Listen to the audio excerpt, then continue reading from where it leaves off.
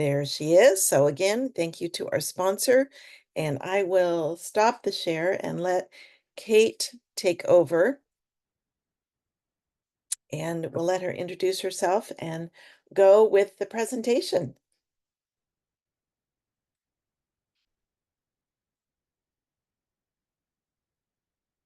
We see your screen.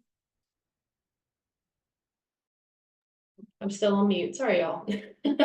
Thank you so much for being here and thank you for having me. I love talking about this stuff, so excited to have another chance to do it. Welcome again. We are here today for Bridging Generational Communication Gaps in the Nonprofit World. As Gretchen said, my name is Kate Viana. I'm the founder and lead consultant at Non-Toxic Nonprofits. We're based in Atlanta, and we exist to target the cultural and communications issues that so many nonprofits struggle with. I am absolutely fascinated by all things nonprofit communications and culture, so please feel free to share any thoughts or feedback or any of your experiences that you've had. As Gretchen said at the beginning, please feel free to ask questions as we go. There will be plenty of opportunities for Q&A, and then my email address is on the bottom of every slide. Please feel free to reach out if you have follow-up questions or you'd like to discuss something in particular. Always happy to do that.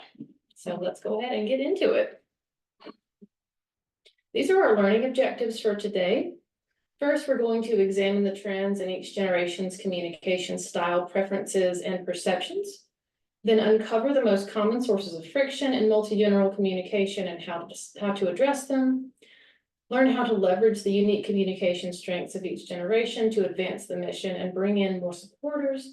And finally, understand how to be a more effective leader of multi-gen teams. And this is regardless of title. You'll notice I said leader and not boss. Anyone can be a leader.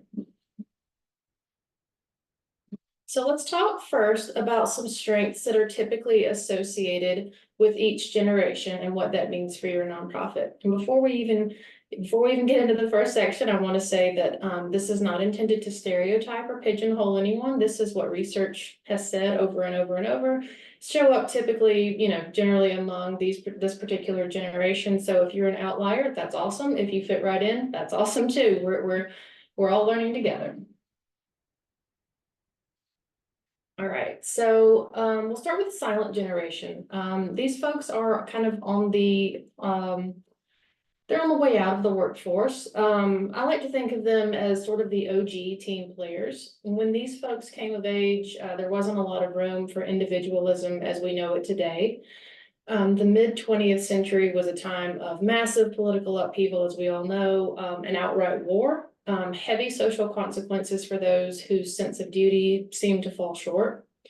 Most of the silent generation were born during the Great Depression, and the unprecedented economic uncertainty at the time created very frugal folks, cautious people who were very focused on stability. And in addition to that, the women of this generation saw their mothers and grandmothers step up in a way that Western women, at least historically, had not.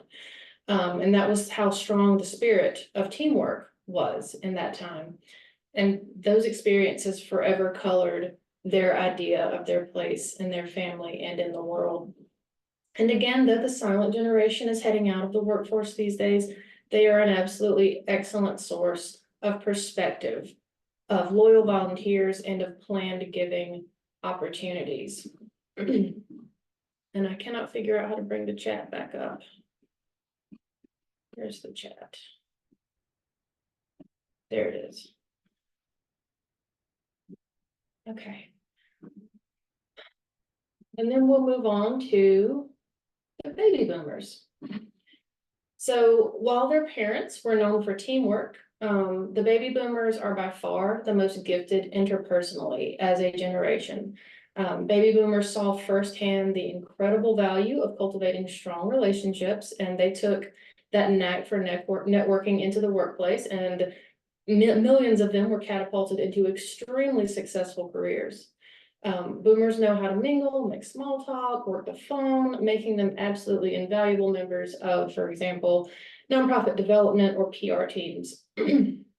Boomers have also witnessed technology progress at breakneck speed. Their workplaces went from analog to digital in the span of a decade, or maybe even less. and it never slowed down, meaning that the most successful and effective boomers are the ones that are still in the workplace. They're the ones who adapted and learned and kept growing. And I always like to ask when I go through these slides, does anyone know who this is? I think we all know who Anne Frank was, so I didn't ask. But if you know who this is, type it in the chat. I always try to make it hard. Okay, all right. Wow, okay, just kidding. That wasn't hard at all. Awesome. Yes, Amy Tan. All right, so moving on to Generation Z. Gen Z is sometimes described as the product of boomers' workaholism. They fended for themselves growing up, sometimes to a somewhat dangerous extent, and they learned to take care of themselves early on. And that self-sufficiency is very obvious in the workplace, where they consistently show up as self-directed, self-disciplined, and socially pretty unproblematic. Gen Z are hard workers, but they very highly value their free time, and they typically work to live, not the other way around. Sort of as the opposite of their parents. Boomers were known for their workaholism. Gen X is more like, no, I need some work-life balance here. In discussions of intergenerational communications, Gen X has frequently been overshadowed both by their parents and the millennials who came after them. And I think that's unfortunate. They deserve more attention. Where boomers have been criticized often for being out of touch and millennials catch heat for being quote unquote entitled, Gen X is kind of an unassuming sort of middle child. They just want the job done and done well, no drama, no excess. And I think we all know who this is. Type it in the chat if you do. Bonus points if you know his real name.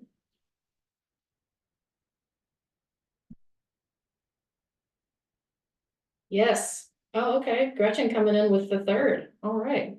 I can't believe he's 50. That makes me feel 300. All right. And then next up, we have millennials.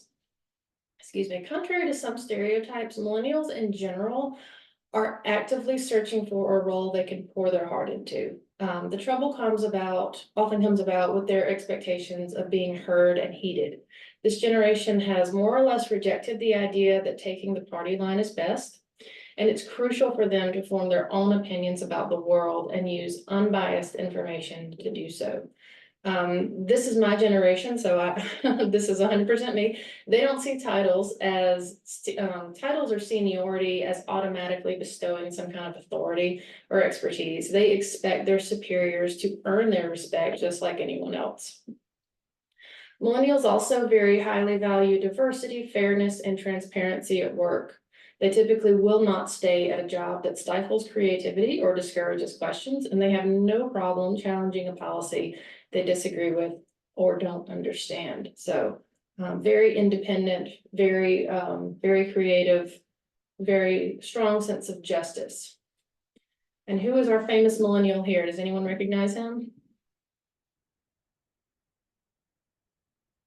Bonus points if you know both names. Once more. Childish Gambino, yes, good job, Jennifer. Donald Glover and Childish Gambino. Yep. All righty. And finally, bringing up the rear, we have Gen Z. No generation before comes close to matching Gen Z's collaborative and innovative spirit, at least in the context of the world we live in today. Gen Z are natives and masters of our digital world, and they are not shy about wielding their considerable online power. I see you, Monica.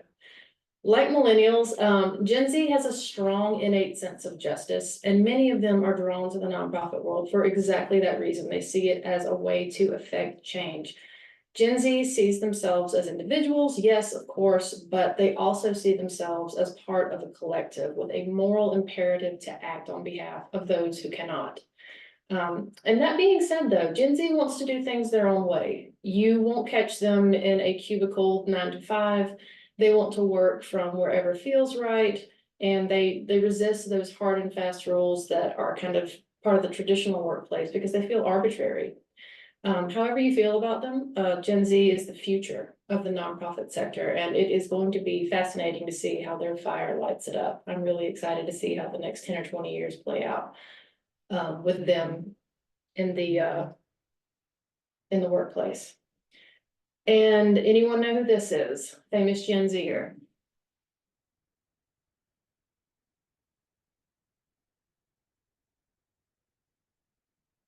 Yeah, he's a TikToker. So his name is Kabi Lame, and I want to say he's Kenyan, I think. Anyway, he's a TikToker with the most followers on the whole platform. So all right, and now we have our first poll. So Gretchen, do you want to go ahead and pop that in the chat for us? And if possible, there we go. Yes, thank you so much. And while y'all are doing that, I want to share a really remarkable statistic that I stumbled across recently. This is just a couple years ago now. The 2022 Diversity and Inclusion Global Market Report showed that companies who prioritize inclusivity are 35% more productive and reported 2.5 times higher cash flow per employee. So that's crazy, right? DEI and inclusive measures can actually increase revenue, increase cash flow.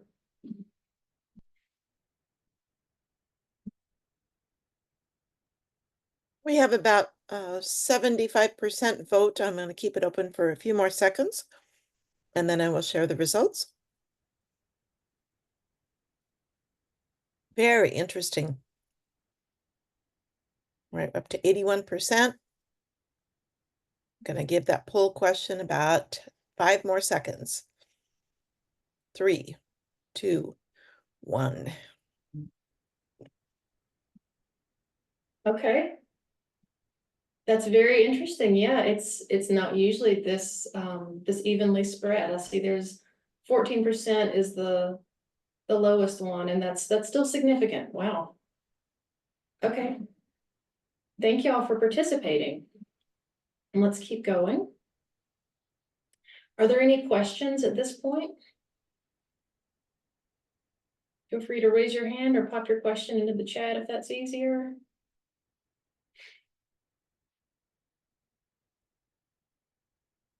And again, no, you can certainly send me an email if you'd rather discuss offline. That's completely fine.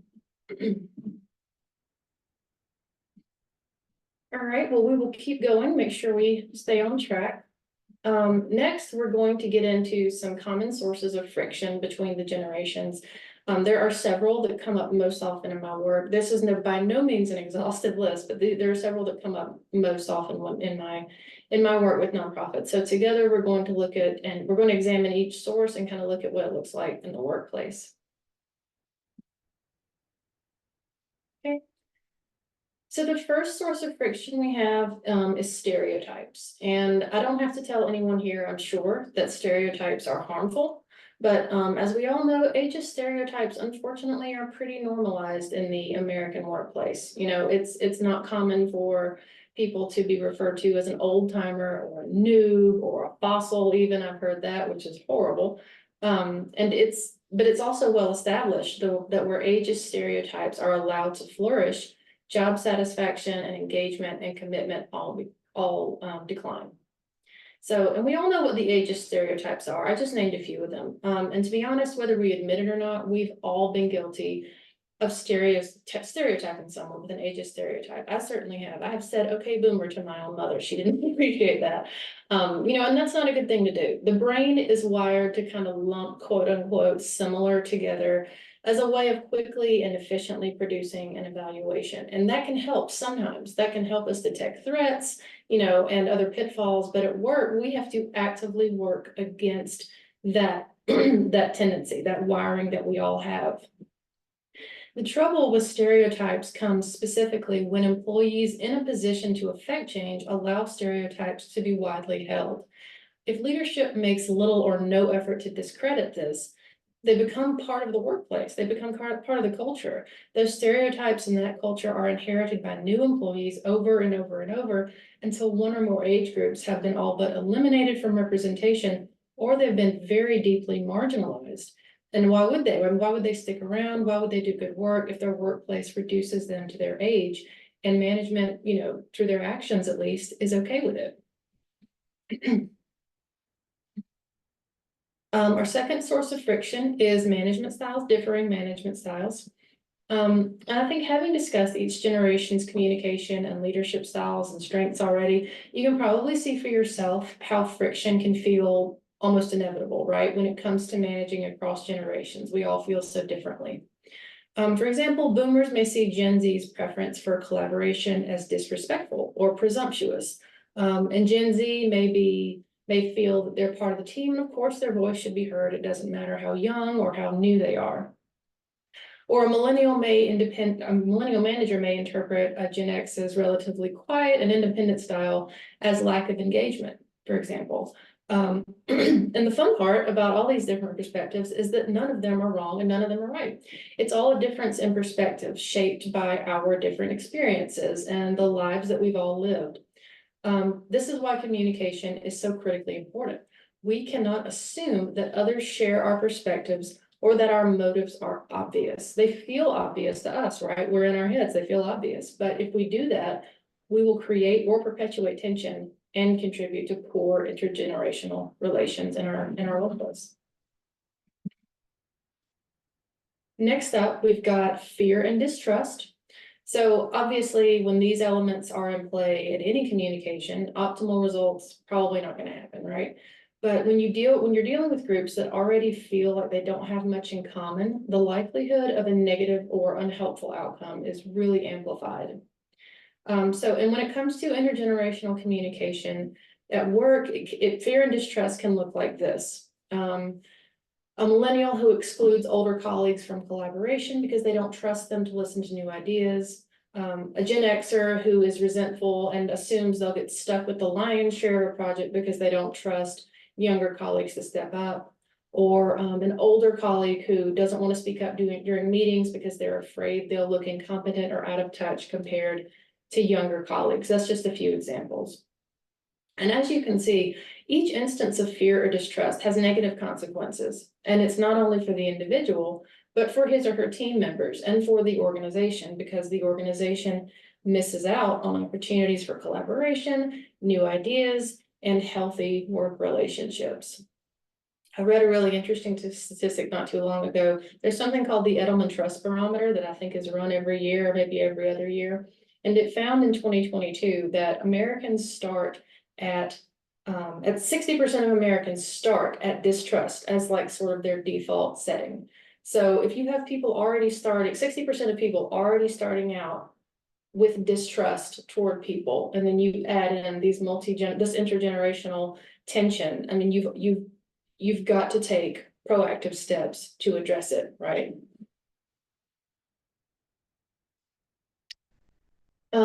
As you can probably guess, the pandemic and associated social change have made work-life balance expectations even more polarizing. And that's even without the work from home debate. Between the generations, what it means to have a work-life balance varies absolutely wildly. Some people feel that you should be able to work from anywhere. Some people feel that you should have to be in the office. And there are extremes at both ends. So this is why this is such a common source of friction. Older staff may routinely work late or overtime because they see it as part of their duty and they feel that it shows a sense of loyalty to the employer. Younger ones are likely to resent that and to resist it because they believe that their obligation ends when they leave for the day. And these are just two examples of how different expectations in this, in work-life balance can come into play. There are so many more. And as with so many other things, the trouble arises when differences in perspectives lead to staff drawing inaccurate or incomplete conclusions about their coworkers. And that can and does color their interaction. So, if you assume someone is lazy or that they live to work, that has ramifications for both your professional relationship and the overall culture of your communication. It's definitely going to influence how you interact with them.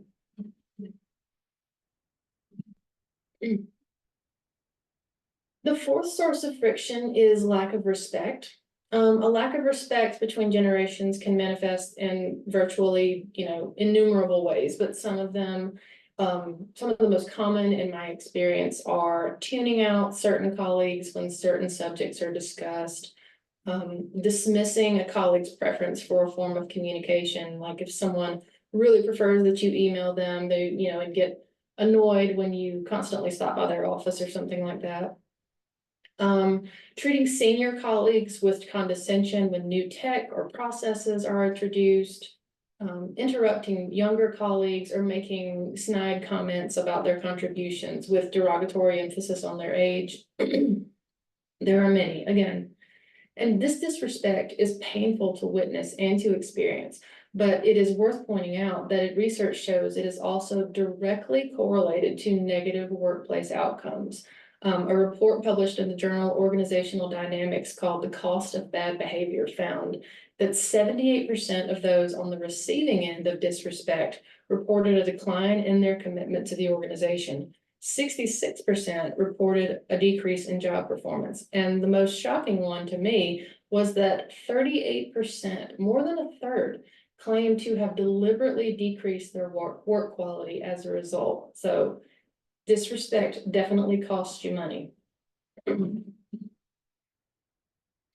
Our sixth and final source of friction is probably the most obvious: communication styles.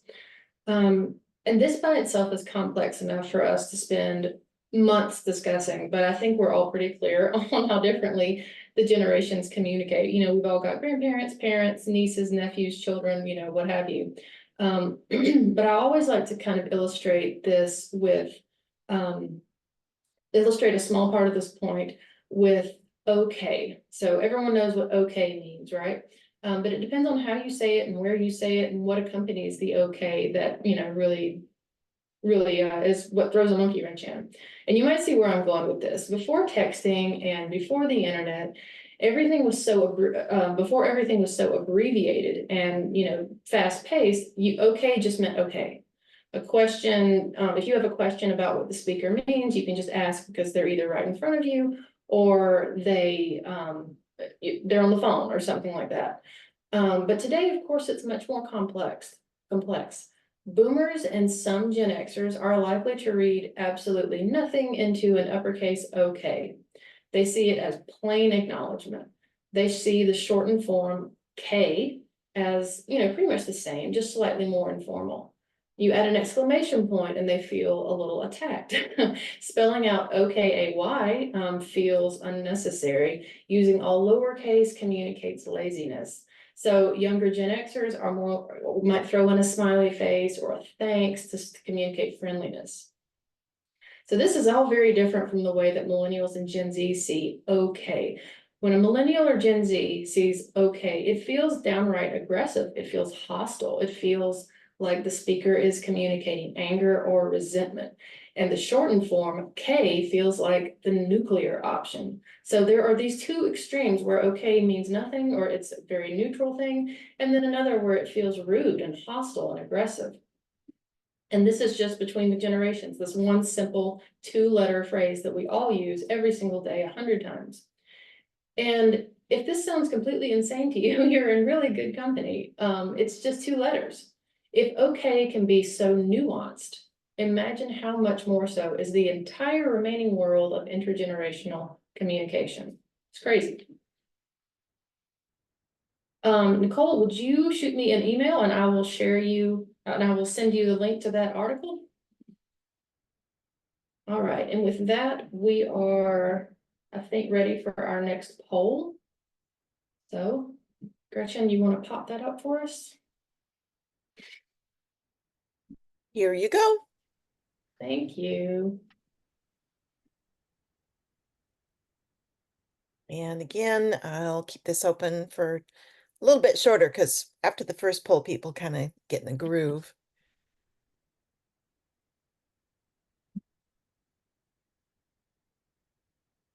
Very nice. We're up to about 50%. Keep voting. And we're up to 70%. And we'll keep it open for about 10 more seconds so you can vote. 5, 4, 3, 2, 1. All right, we'll end the poll, and here are the results.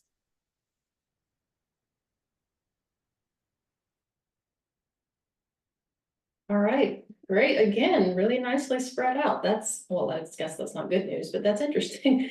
I think clashing management styles is our top one. Yep, that checks out. Fear and distrust. I'm really sorry to hear that. Um, Disparate communication styles. Yep, yep. All right. Thank you all for participating in that. That's very illuminating. Okay. So we're gonna skip our first breakout because I don't think we can do breakout rooms. And we're gonna move straight into leveraging each generation's strengths. But before we do that, can I give everyone just a moment to ask any questions you may have? I popped the link, I mean, the name of the article and the journal title in the chat, but I will try to find the link and send it to you, Nicole, if you send me your email. Any other questions at the moment? Kate, I'm just wondering in that whole work-life balance piece, what do you think the best way is to alleviate issues, to kind of the proverbial nip it in the bud? What do you suggest? Well, if I knew how to nip it in the bud, I would be a millionaire. But no, seriously, it's really just about getting to know who you're working with and being as flexible as possible. Some places you can be flexible, people can work from home or they can come in later, have, play with their hours. But failing that, because, there are some organizations and some industries even where that flexibility is just not possible. What I have found and what I have read tells me that people understand as long as they are told why. So, for example, if you're a school teacher, right, you're probably not going to be able to work from 9 to 5. I mean, nine to noon and then just be off for the day, right? You got to stay there for those final 3 hours of the day. That's an extreme example, but it's just, if you cannot offer the flexibility that people really want, then you need to explain why. And you also need to demonstrate, compassion and empathy and understanding for the fact that they do have a life outside of the workplace and accommodate however you can, whenever you can. Thank you. Any other questions or comments on this first section before we move on?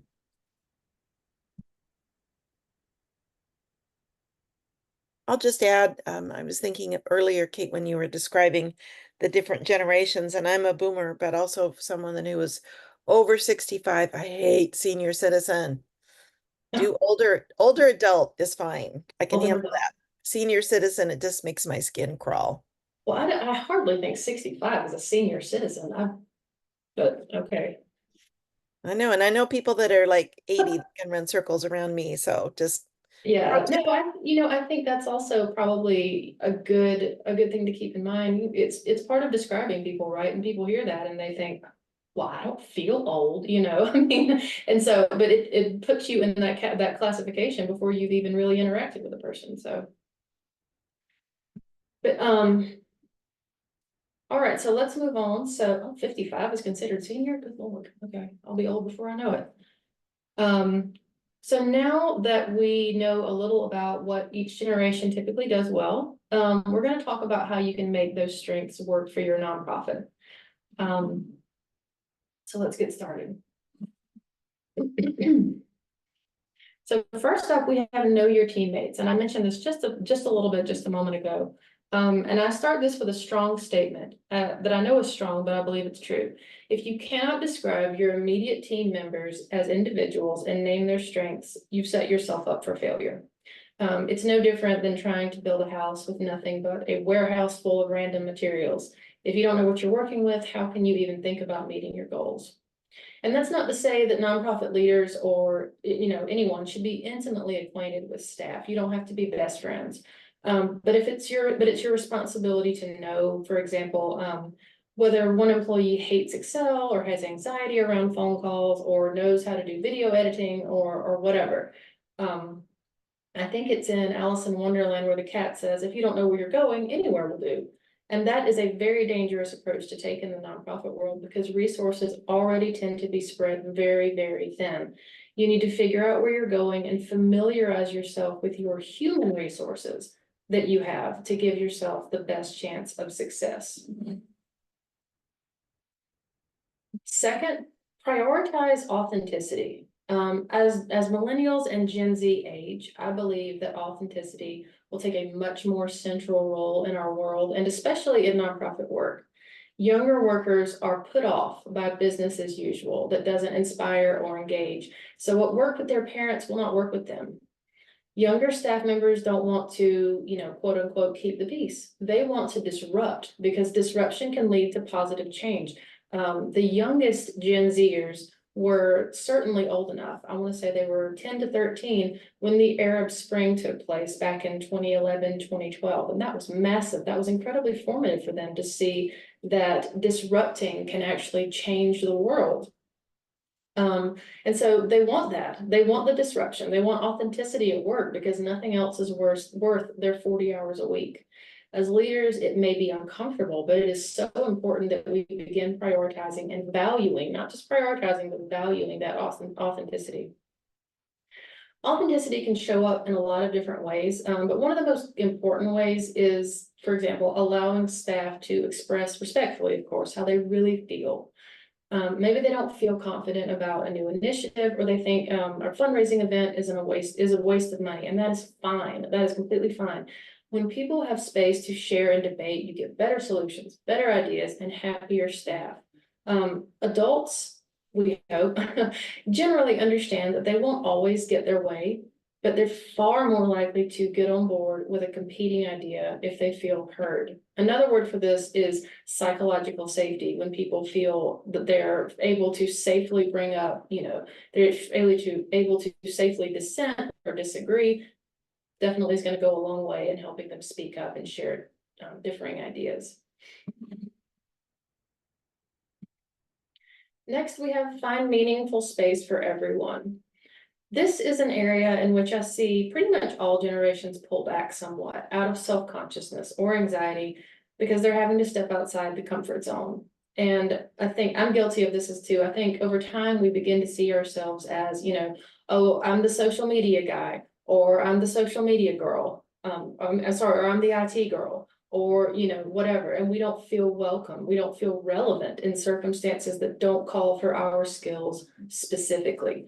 But I have found that no matter the type of project or mission, everyone can find a way to contribute meaningfully and in a way that makes use of their particular talents.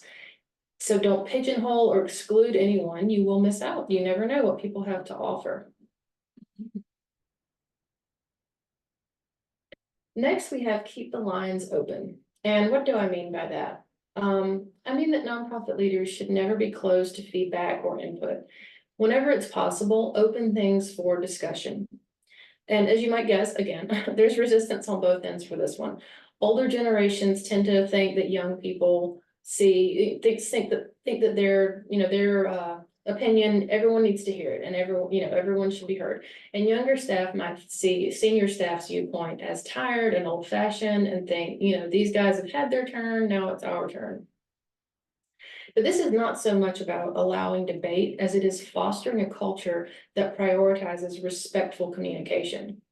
Keeping those lines open, even when you feel tempted to say, because I said so, and be autocratic, it plays a huge role in keeping staff happy. And this also goes back in part to the previous point about authenticity. It's not always about winning the argument or being right, but about being heard. And finally, keep learning. This includes everyone.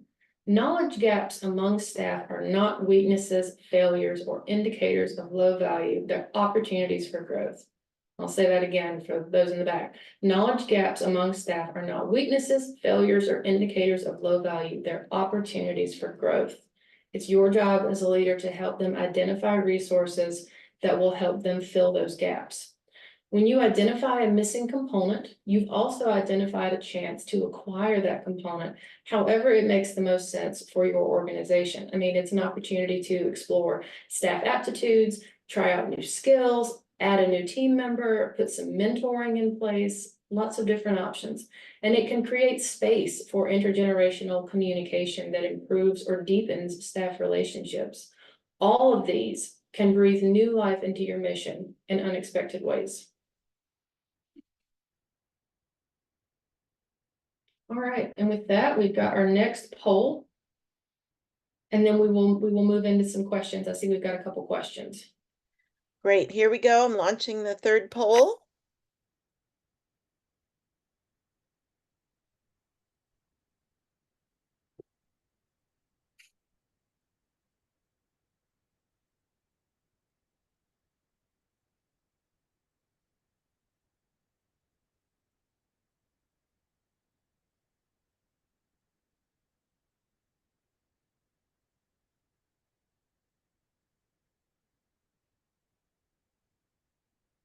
Hey, we've got 80% participation and a record time. Good job, everyone. I think I'll keep it open for just a few more seconds. We're up to 84%. Nice work. And I would say for me as a boomer, I totally agree with these results. So I'm going to close it right now. And here's your results. Okay, wow. It looks like they all have value, some value to everyone. I love keeping communication lines open. Yes, very, very important. Knowing your team. Oh, okay. I love this. I love that these all have like pretty comparable responses. Awesome. Thank you all for participating and sharing your opinion on that. So let me see. I'm gonna, Gretchen, if it's okay, I'm gonna read straight from the chat unless if you Sure, wanna, yes. okay. Or Nicole, if you like, I can allow you to talk and you can ask the question yourself. So I'm going to do that. I'm going to, so you should be unmuted, Nicole. Go ahead. Oh, hi. So first of all, thank you so much. This has been fascinating. I love it. And I've related to a couple of things. So I have two questions. The first is, um, how do you convince colleagues, especially when you have statistical data? So for example, the last organization that I was with, it was like 80% of the volunteers wanted to be communicated with by email, but staff considered email an inefficient way to communicate, and they wanted them to transfer over to Slack, which is a more like digital based type of communication. They were like, yeah, that's fine and great that they all want email, but this is where we're going and they're just going to have to come along with the ride. So that would be the first question. And then the second question that I have is, when you're interviewing, so I've come across this a lot when I've shown up in the room interviewing, and I clearly was the older person in the room. And the attitude from the person who was interviewing me, who was younger, was just like, by the time I got off the, let's just say it's the first time in my life that I've ever felt old in an interview. And it was just like, I felt like the interviews didn't go so well, but I feel, and who knows.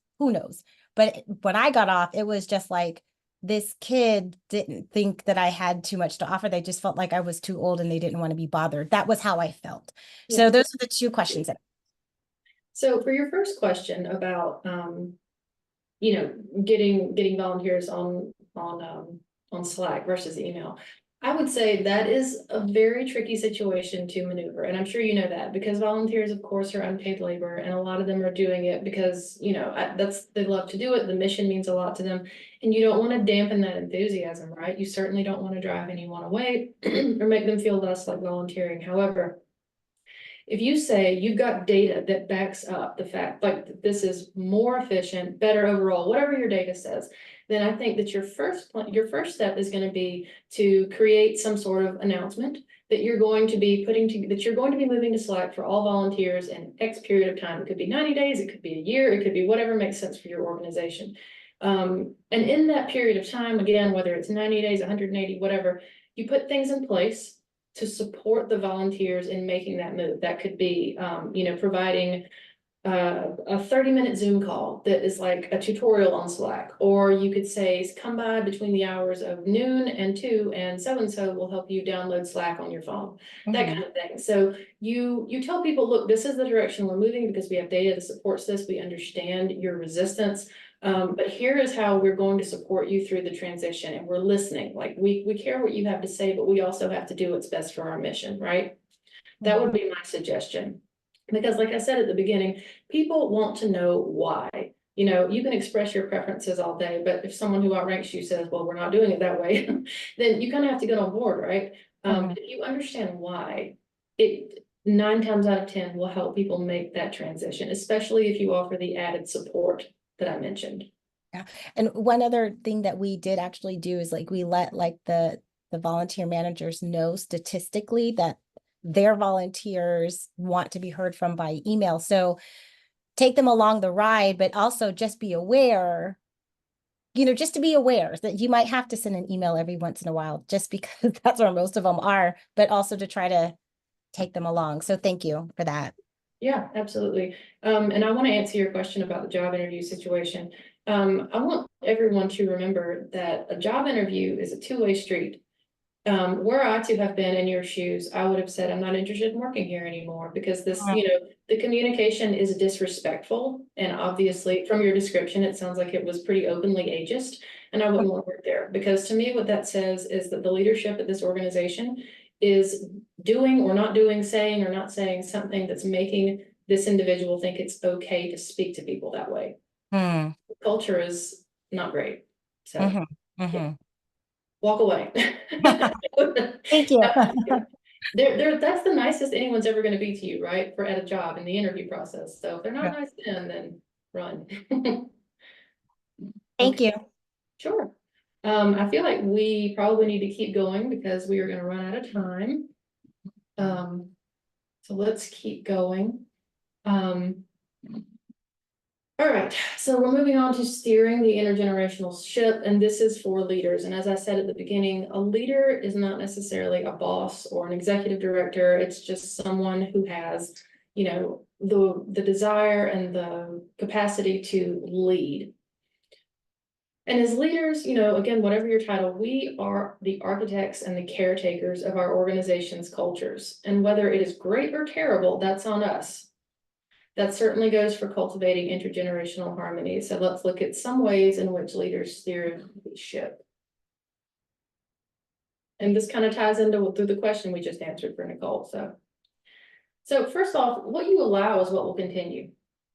And it can be so tempting to let things slide, especially if you are naturally conflict averse, and even more especially if you're newer to your role or the organization. But that leniency will come back to bite you when it comes to toxic communication habits. And whether it's eye rolling in meetings or using pejorative age-related words, it is not okay. And when you see it, you have to deal with it decisively. Staff will take their cues from you. Staff will take their cues from you. It doesn't matter. If you allow it, it will continue to happen and continue to damage your culture. So, I mean, Nicole just gave us an excellent example of that. So she came away from her interview feeling like, well, this organization is rude and disrespectful. I don't want to work with them. So, and the executive director or whoever probably has no idea who she is, but Nicole's going to leave and go and say, hey, ABC organization interviewed me and they were so disrespectful.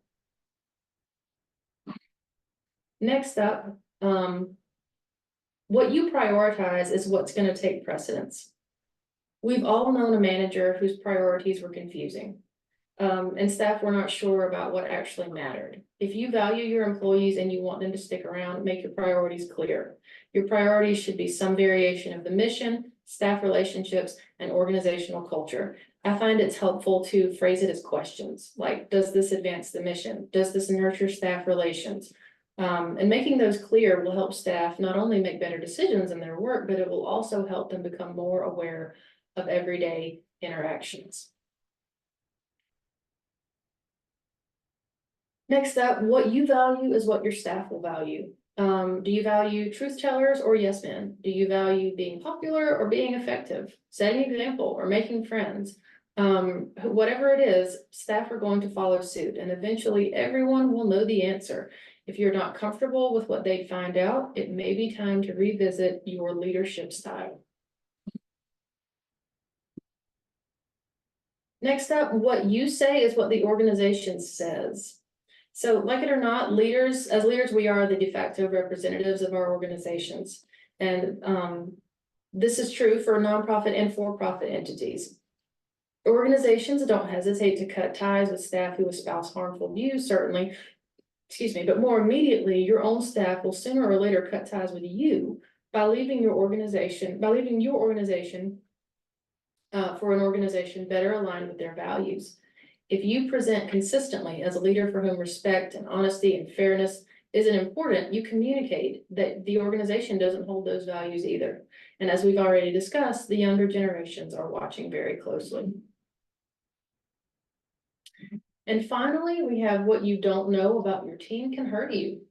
This goes back to knowing your teammates or your staff. Now, obviously, no one can be expected to read minds, but as leaders, we are expected to be proactive about communicating. That's the burden's on us. Staff should have no doubt that you are open and available to discuss anything that might impact their work, and be confident that you are committed to their professional growth. You should be regularly soliciting ideas for improving culture or work environment, and checking in with your staff to be sure that there aren't any barriers hampering their performance. These conversations are also a great time to take individual temperatures for stress, frustration, anger, any of that. Frame your response to any issues that are voiced as an attempt to be part of the solution that works for everyone. And the more you know, the less likely you are to be blindsided by, sudden resignations or staff conflict, issues with events or any other type of negative developments.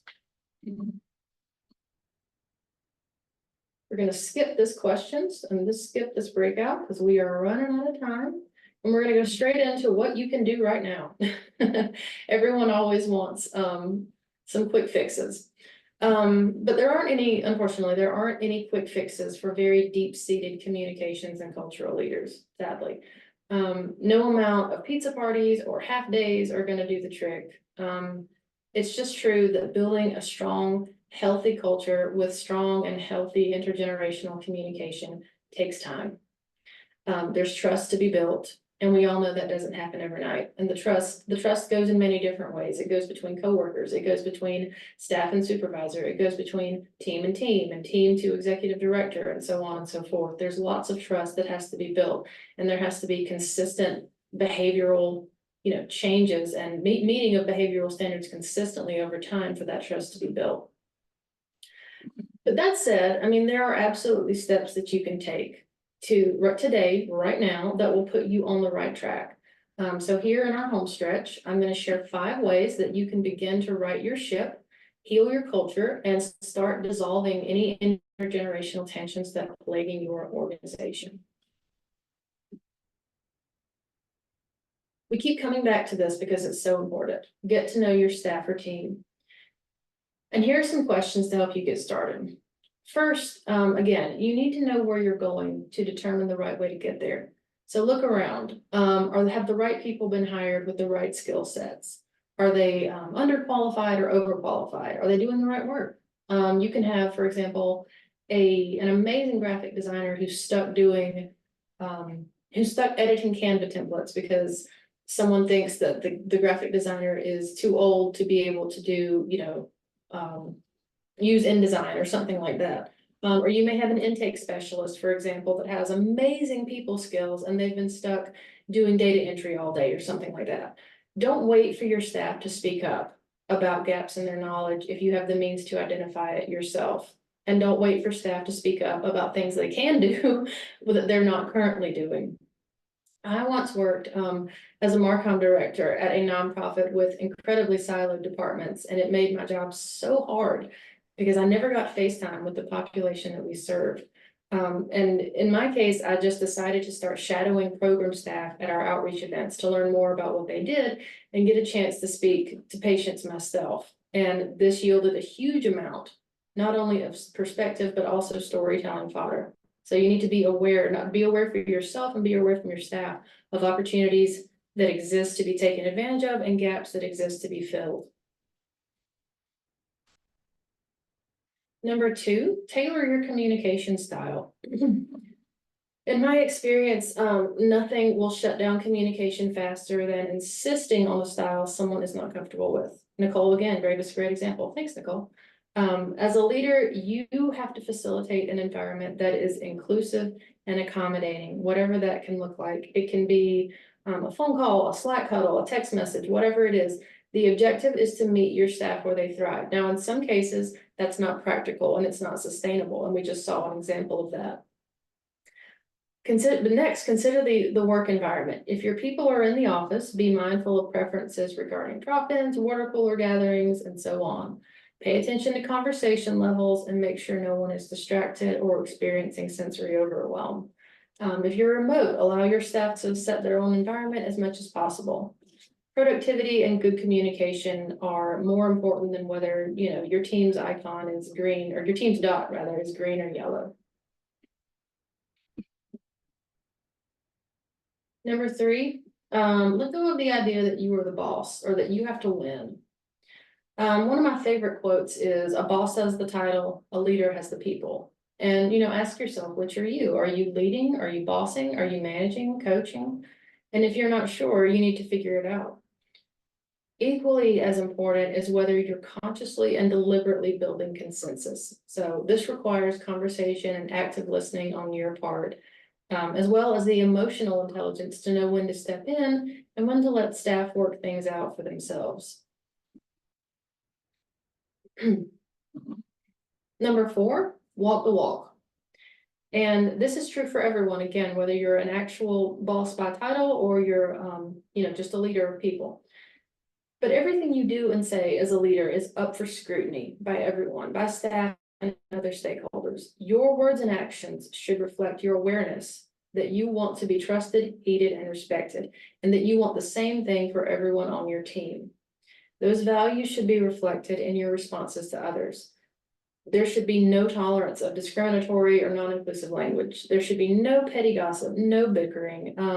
Look for ways to model emphasis on learning, inclusion, and equity. For example, by deferring to more expert staff on certain subjects or deliberately creating space for less vocal staff members to speak. And finally, number 5, recognize that we all want the same things at work. And I always get pushback on that, but we really do. We all want to be physically and psychologically safe. We all want to feel respected and valued by our peers and superiors. We want to feel that we're treated and evaluated fairly. We want to feel that our unique gifts and talents, whatever they are recognized, appreciated, and appropriately utilized in pursuit of mission fulfillment. Oops. And we've got, looks like one more poll. So Gretchen, if you want to pop that up super quick. Well, I am going to say that I did not see this. Okay. And I didn't get it put in. So I would say, let's put it in the chat. A, B, C, D, or E, or F. I apologize. Please. Okay, I will just read it just to be sure. Which of these steps do you think you or your supervisor will find the most difficult? So A, none. B, getting to know staff. C, tailoring communication style. D, being less of the boss. E, walking the walk. F, recognizing common ground. So if you just want to pop your letter in the chat.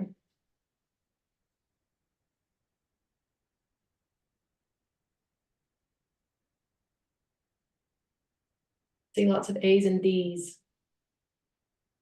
That's encouraging. Everyone who has an A, awesome. Give yourself a pat on the back.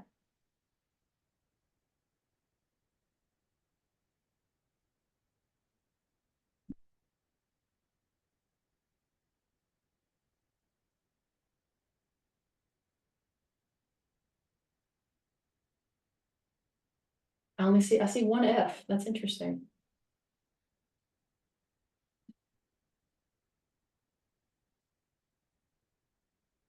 That is, I would have preferred to see this in graph form. So again, I apologize for that, Oh, Kate. no, I think it's my fault. It's fine. It's fine. It's always interesting to see what people believe they will struggle with or their supervisor will struggle with. But I am so, I saw a lot of A's at the beginning and I love that. None. That's wonderful. We have some great leaders on the webinar today. That is fantastic. So we are coming up on the end of time. And I want to share this with you just before we hop off. We've got some really kind of sobering statistics here that I like to share with people. And the takeaway, in my opinion, is that people leave bosses, not jobs. 96% of employees report that empathetic management would make them want to stay. 79% of employees have quit a job due to lack of recognition. 49% of employees refrain from offering new ideas because they're not asked. Only a little over a third of employees feel engaged, and 82% of employees see their managers as uninspiring. And I completely understand people who put F. I think it was F. Yes. I sympathize with that. I know that it sometimes feels like you're expected to be so many things for your employees at work. And the truth is that that's just the reality nowadays. Now, you're not expected to be a counselor, you're expected to be empathetic, and empathy doesn't necessarily mean taking on people's feelings. It means listening.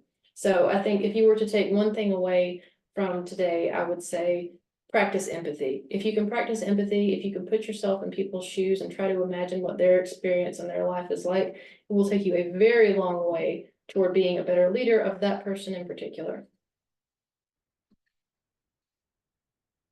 So we've got some key takeaways. First, your staff will not work optimally as a team, as an intergenerational team, until they are known and valued as individuals. 2, healthy culture depends heavily on leaders to lead, not just direct and manage. Number 3, opportunities to learn, grow, and support are everywhere, literally everywhere. And finally, open communication and active listening are critical for ensuring that everyone feels heard. It's your job as a leader to model what you want to see from staff in their daily interactions. And we've got one more opportunity for questions. Again, I do want to remind everyone, you can see here on the slide, this is my email address, info@nontoxicnonprofits.com. I am happy to chat about any of this stuff with you guys, answer questions, anything like that. So feel free to get in touch. Kate, yes, there are the key takeaways, but I believe you also will be given access to the slides. So thank you, Gretchen. Were there any questions here at the end? We've got just another minute.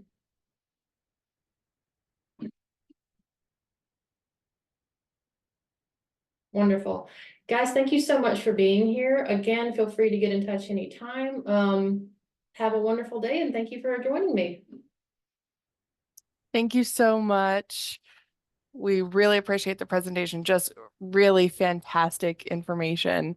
Lot of great takeaways. So appreciate you joining us today. All right. Do I need to stay on for anything, or are you guys all set? Do you have the closing slides, Gretchen, to share?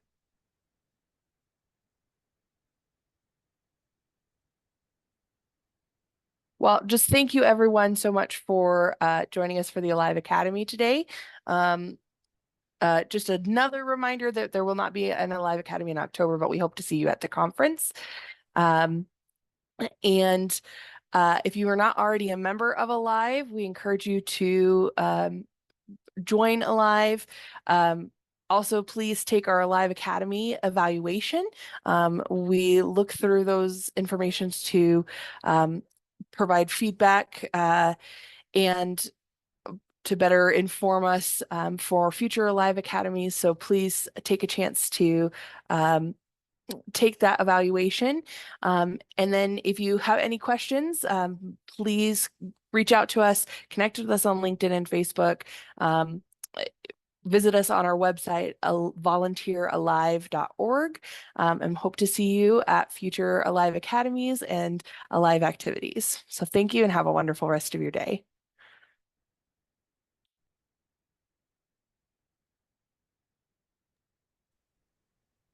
All right, someone had asked if I could stay on, and I think it was Lisa. So yes, Lisa, I can allow you to talk if you had a quick question. I do. I want to ask you a question. So I've been trying to renew my membership. Ah, Since I don't know it says to use your username that was given to you. I don't remember getting a username. And so it's not letting me renew my membership because I've got to know that. And so I didn't know if you could help me with that. of course I can. And I will just look real quick. Yes, Normally it would be under your email address that you used when you joined.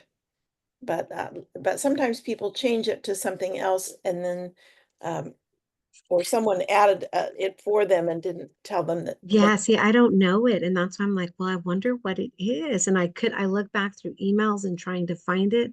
And so I tried to reset my password so I can get in, but it's asking me assigned username, and I have no idea what my assigned username is. Yeah, and Lisa, I don't, and myself, let's see, Lisa Garcia, or is Yep, it Ilsa? it's Ilsa. It's Ilsa. It's okay. It's Ilsa.